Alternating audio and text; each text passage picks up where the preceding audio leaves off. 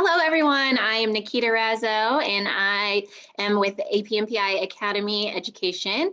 And today I am here with Maxine McLellan, and she's going to tell us a bit about her mini-series on newborn posing. Welcome, Maxine.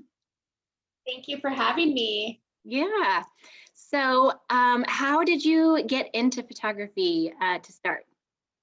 Well, I've always had a camera in my hand, and growing up, it wasn't really until I had my daughter Savvy, who's turning 11 this year, that I kept taking pictures of her. And I actually had her in a pageant and she needed headshots.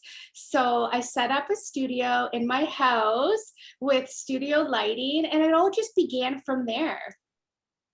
Awesome. Yeah, I have an almost 11-year-old as well, and kind of had the same start, not the pageant portion of it, but having the camera in my hand from him being born. So yeah.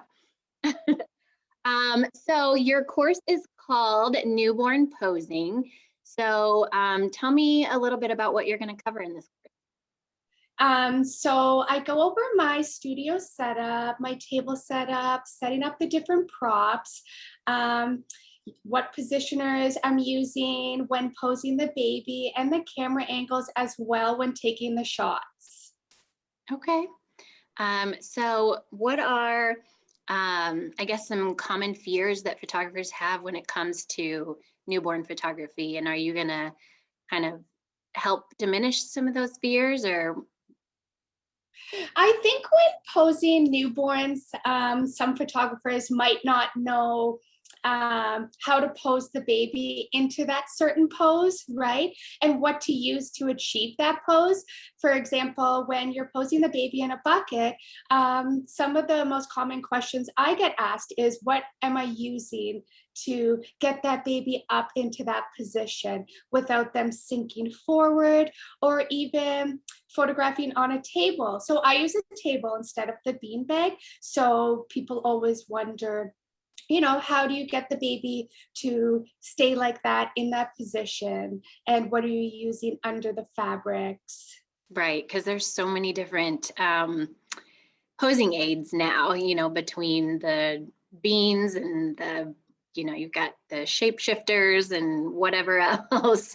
So yeah, that makes sense. What is something you wish you knew when you started out in photography? So a big one, when I first started out, I kind of didn't have a workflow, right? So going into the session, I wasn't prepared enough. So looking back now, I know just how important it is to have a workflow, having a shot list with you, so you can kind of transition from each pose without having to wake the baby up. You have a smooth workflow. And even after that, with editing, having an editing workflow. So a big one for me that I didn't know when I was starting out is batch editing. And doing batch editing, you're just able to go through your images and edit them the way you want much quicker by having your actions, making an action with everything in there all ready to go. If I knew that 10 years ago, things would have gone much smoother. Right. Yeah, I swear, starting out in newborn photography, like, it's a lot of trial and error initially, of like figuring out what works, and even finding that workflow, like, you got to find what works for you and how you run your newborn sessions. And so yeah, figuring all that out is definitely something that takes a little bit of time. And I remember at the beginning too, I had first started with studio light, but then when I got into newborn photography, I was using a big glass sliding door in my kitchen. So that's kind of how I started, and then switching over to studio light, and then learning studio light again with one light instead of two. Yeah, and going from there. Is that something that you're going to touch on in your video as well? The light placement with the posing, or is it just the posing? I do talk about where I place my light, but the majority of my videos is about what I'm using to achieve the newborn pose. And we go over the positioners, the lighting, even the props that I'm using as well. So I do touch about everything, but mainly the newborn posing. Okay. So what do you hope that your students will take away from this course when they watch your videos?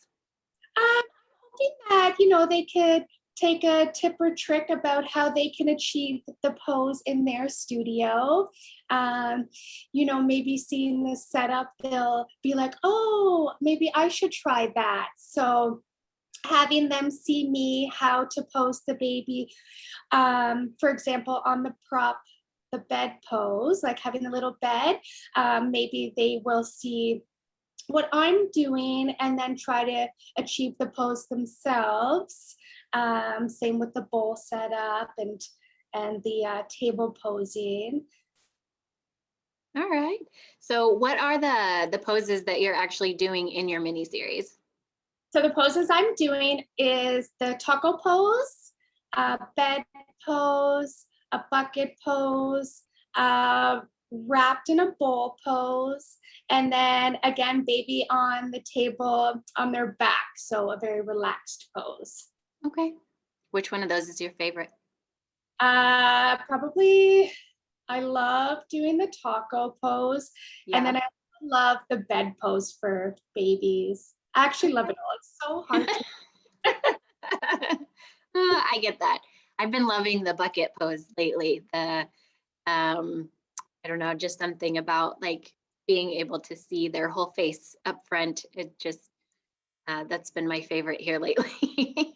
That's super cute too. All right. Well, again, the course is a mini series called Newborn Posing.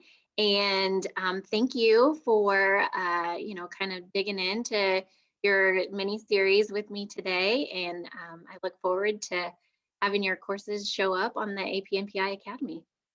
Thank you so much for having me. Yeah. All right. We'll see you later, everyone. Bye.